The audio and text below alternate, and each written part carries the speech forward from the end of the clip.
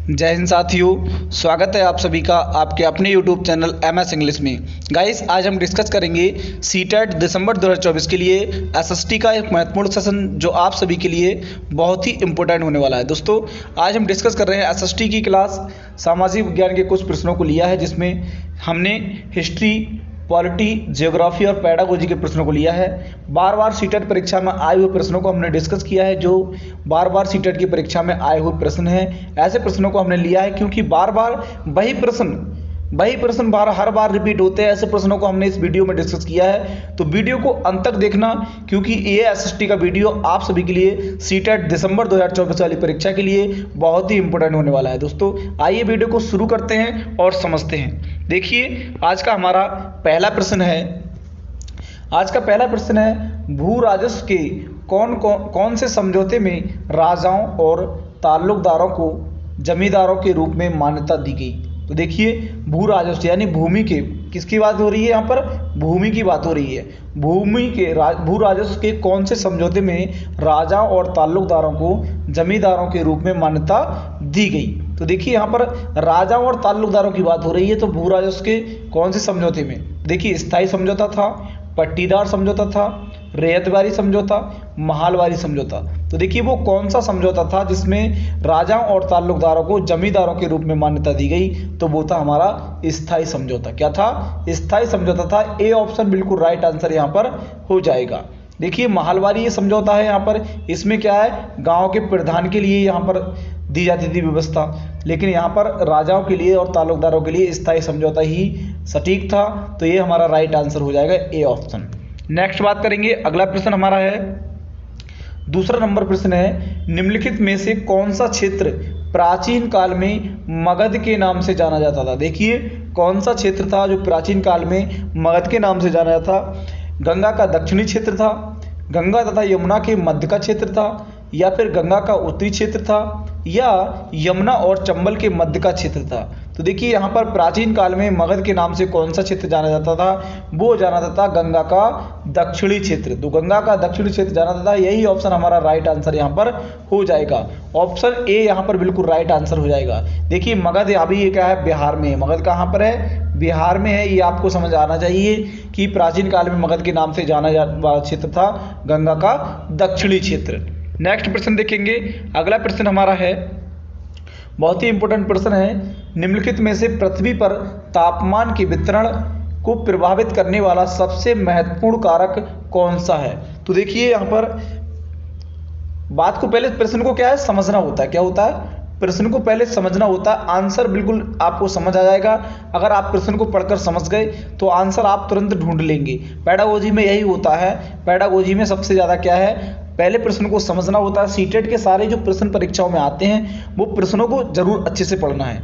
अगर आपको प्रश्न को पढ़ना आ गया तो समझ लो आप उत्तर खुद ब खुद निकाल लोगे। तो देखिए, सबसे पहले समझना आना चाहिए हम क्या पढ़ रहे हैं। देखिए, यहाँ पर समझते हैं, निम्नलिखित में से पृथ्वी पर तापमान के वितरण को प्रभावित करने वाला महत्वपूर्ण कारक कौन सा। यानी तापमान के वितरण का मतलब होता है कि तापमान जो वितरित होता है यहाँ पर, वो क्या है, वो कारक कौन सा है। तो देखिए, प्रश्न को हम समझेंगे तो यहाँ पर समझ जाएंगे कि कौन सा आंसर हमारा होगा। देखिए, पृथ्वी विकिरण है, समुद्र से दूरी है। देखिए, तापमान के बारे में समुद्र से दूरी का कोई मतलब नहीं। सूर्य तपन है, सौर विकिरण है। तो देखिए, यहाँ पर पृथ्वी पर तापमान का वितरण जहां पर हो रहा है, वो प्रभावित करने वाला कारक है सूर्य तपन। क्या हो जाएगा? सूर्य तपन। ऑप्शन सी यहां पर बिल्कुल राइट आंसर हो जाएगा। तो देखिए, प्रश्न को आप समझकर पढ़ेंगे तो आप सीटेट अच्छे से क्रैक कर सकते हैं।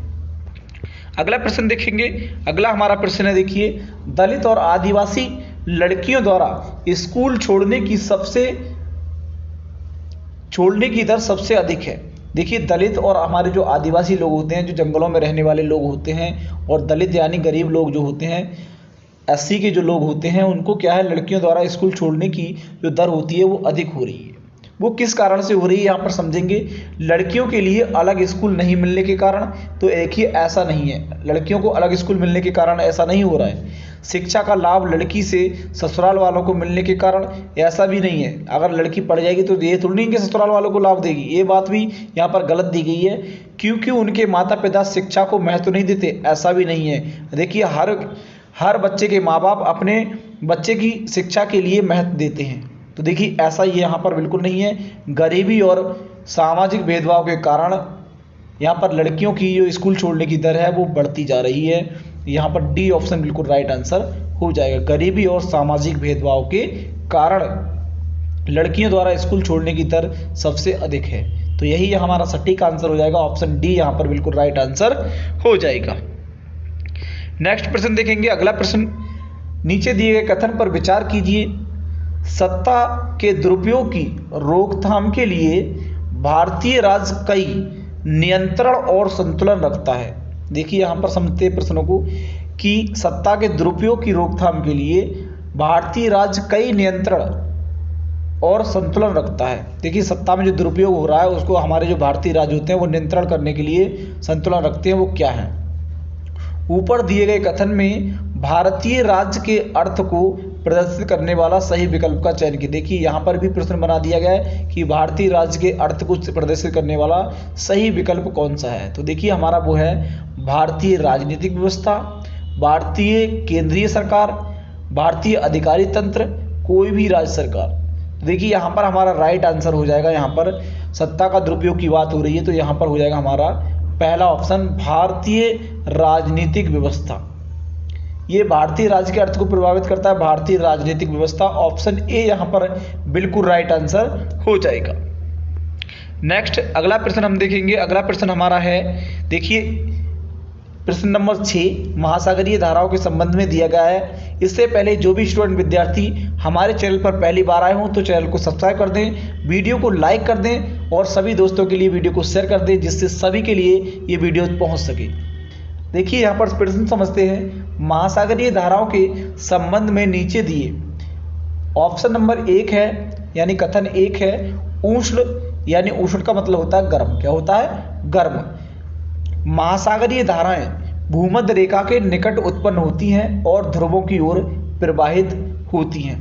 देखिए ऐसे यहाँ पर एक व्यवस्था होती है पृथ्वी, यहाँ पर उष्ण कटिबंध, यहाँ पर धारा होती है तो वो ऐसे बहती है। क्या? ऐसे ऊपर के लिए बहती है और यहाँ से इधर के लिए बहती है। तो ये गर्म धाराएं होती हैं।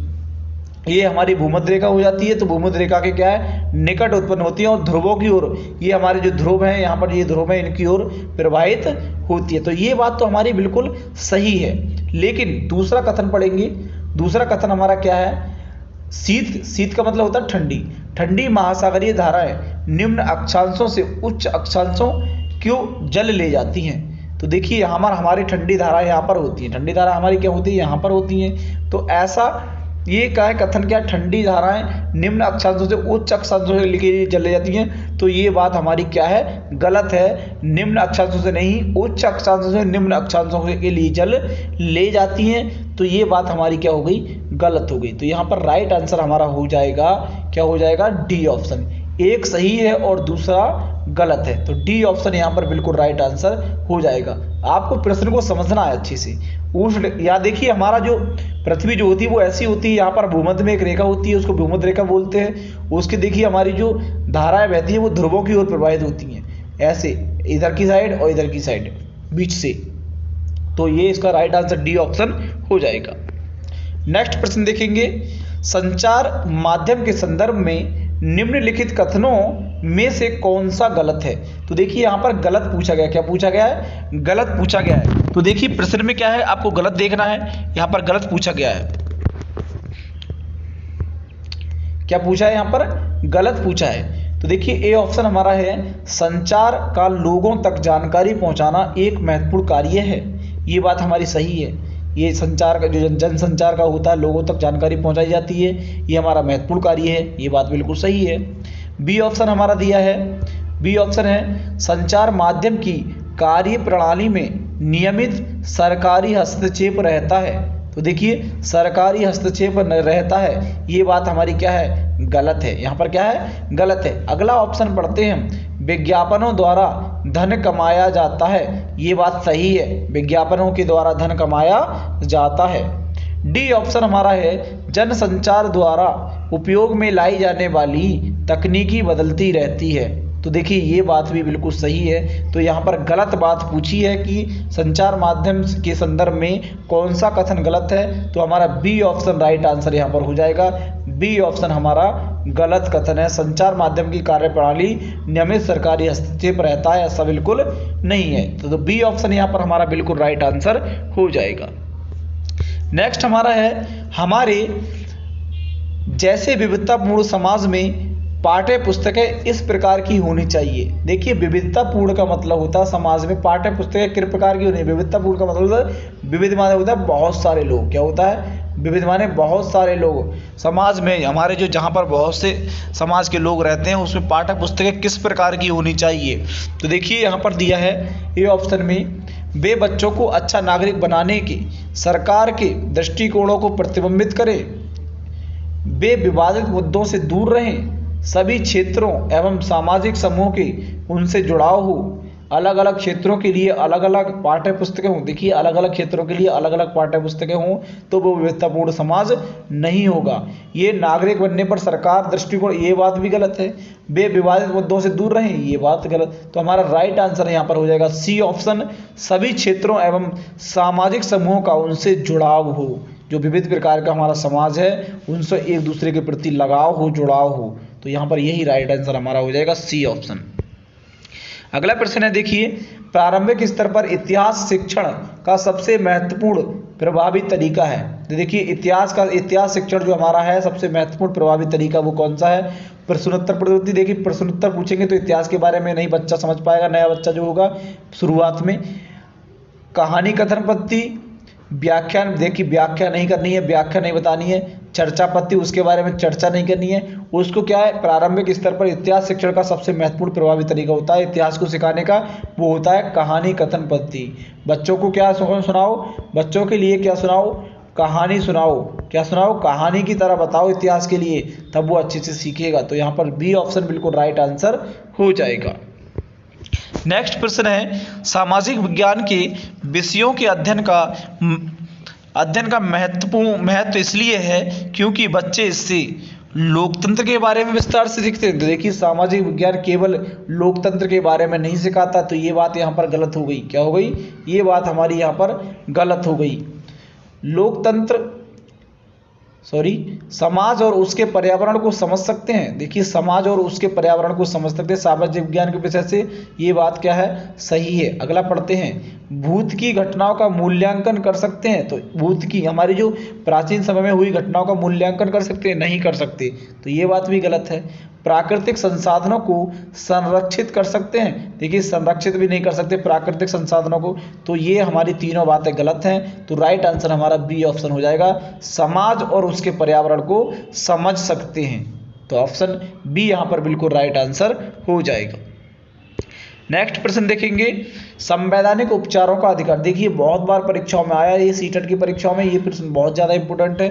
बाकी सारे प्रश्न तो इंपॉर्टेंट है लेकिन ये ज़्यादा इंपॉर्टेंट है क्योंकि ये बहुत बार परीक्षाओं में आ चुका है। तो देखिए समझते हैं इसको। ए ऑप्शन हमारा है, शिक्षा का अधिकार अधिनियम 2009 निष्कासित करता है। संवैधानिक उपचारों को निष्कासित करता है, ये बात गलत है। न्यायपालिका को संसद द्वारा लागू कानून को निरस्त करने की शक्ति प्रदान करता है संविधान, ऐसा भी नहीं है। नागरिकों के मौलिक अधिकारों की रक्षा करता है, ये बात सही है। संविधान संशोधन द्वारा स्वयं को सुधारने का विषय में है, ये बात गलत है। तो यहाँ पर राइट आंसर हमारा हो जाएगा सी ऑप्शन, नागरिकों के मौलिक अधिकारों की रक्षा करता है संवैधानिक उपचार का अधिकार। तो ऑप्शन सी यहाँ पर बिल्कुल राइट आंसर हो जाएगा। अगला प्रश्न देखेंगे। अगला प्रश्न हमारा है, हिंदू उत्तराधिकारी संशोधन अधिनियम 2005 मृतक पिता की संपत्ति में समान अधिकार प्रदान करता है। तो देखिए समान अधिकार कौन प्रदान करता है, तो देखिए पहले ऑप्शन में दिया है पत्नी, पुत्र या पुत्रों तथा पुत्री या पुत्रियों को। बी ऑप्शन में है पत्नी, पुत्र पुत्रों तथा भाई भाइयों को। तो देखिए जो संपत्ति होती है पिता की वो क्या है, उसके भाइयों को, पिता के भाई को नहीं दी जाती। तो यहाँ पर ये ऑप्शन हमारा कट जाएगा। पत्नी, पुत्री पुत्रियों तथा बहन बहनों को, तो बहनों को भी नहीं दी जाती ये संपत्ति। तो देखिए अगला ऑप्शन है पुत्र पुत्रियों, पुत्र पुत्रों तथा भाई भाइयों, ये बात भी क्या है, गलत है। तो यहाँ पर पहला ऑप्शन राइट हो जाएगा। पत्नी, पुत्र और पुत्री के लिए पिता की संपत्ति दी जाती है, इन तीनों को दी जाती है। ज़्यादा पुत्रियां होती हैं, ज़्यादा पुत्र तो उनको हिस्सा बंटवारे में सब कुछ दिया जाता है, और पत्नी के लिए भी संपत्ति दी जाती है। ये ऑप्शन बिल्कुल राइट आंसर हो जाएगा।